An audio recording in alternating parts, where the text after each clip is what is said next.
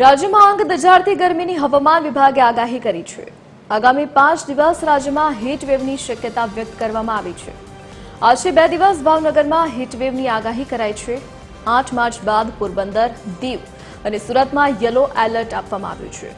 ભરૂચ, નવસારી, વલસાડમાં પણ yellow alert સાથે હીટવેવની આગાહી કરાઈ છે। આજે અમદાવાદનું તાપમાન 35 ડિગ્રી આસપાસ રહેવાની શક્યતા છે। 24 કલાક બાદ ફરી તાપમાનમાં વધારો થવાની શક્યતા વ્યક્ત કરવામાં આવી છે। વધુ વિગતો સાથે સંવાદદાતા બ્રિંદા રાવલ આપણી સાથે લાઈવ જોડાઈ ગયા છે। આજે બ્રિંદા, આગામી સમય માટે ગરમીને લઈને હવામાન વિભાગની શું આગાહી છે? ક્યાં ક્યાં એલર્ટ આપવામાં આવ્યું? ધરતી જો વાત કરીએ તો હવામાન વિભાગે આગામી 5 દિવસ હવામાનમાં જે તાપમાન છે તેમાં વધારાની આગાહી કરી છે। એટલે કે આગામી 5 દિવસ બાદ હીટ વેવ જે છે તે તમામ રાજ્યોની અંદર જોવા મળશે। આજે અમદાવાદની જો વાત કરવામાં આવે તો અમદાવાદમાં આજે યલો એલર્ટ આપવામાં આવ્યું છે। એટલે કે હજી ગરમીની શરૂઆત નથી થઈ તે પહેલાં જ યલો એલર્ટ આપવામાં આવ્યું છે। એટલે કે ખૂબ જ મોટી બાબત કહેવાય, કારણ કે ગરમીની શરૂઆત થયા બાદ ઘણા દિવસો બાદ યલો, ઓરેન્જ અને રેડ એલર્ટ આપવામાં આવતું હોય છે, પરંતુ આજે શરૂઆતથી જ યલો એલર્ટ આપવામાં આવી રહ્યું છે। ગઈકાલે ભાવનગરમાં પણ યલો એલર્ટ હતું।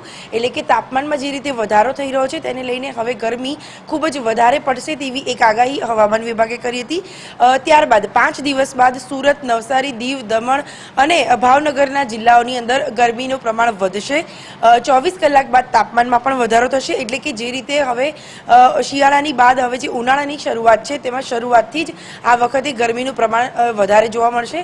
સાથે જો વાત કરીએ તો આગામી 5 દિવસમાં જે યલો એલર્ટ આપવામાં આવ્યું છે, એટલે કે તાપમાનમાં જે વધારો જોવા મળશે તેને લઈને અમદાવાદીઓએ પણ તૈયાર રહેવું પડશે। અને ખાસ જો વાત કરીએ તો આ વખતે સૌથી વધારે ગરમી પડે તેવી પણ એક શક્યતાઓ વ્યક્ત કરી છે। એટલે કે ગઈકાલે 34 ડિગ્રી તાપમાન અમદાવાદમાં નોંધાયું હતું, પરંતુ આજે 37 ડિગ્રી સુધી નોંધાય તેવી એક શક્યતા વ્યક્ત કરી છે। પરંતુ બપોર બાદ જેમ તાપમાન વધે છે તો નવાઈ નહીં। એટલે કે આગામી 5 દિવસમાં હવામાન વિભાગે તાપમાનમાં વધારો અને સાથે યલો એલર્ટની પણ આગાહી કરી છે। જી ધરતી।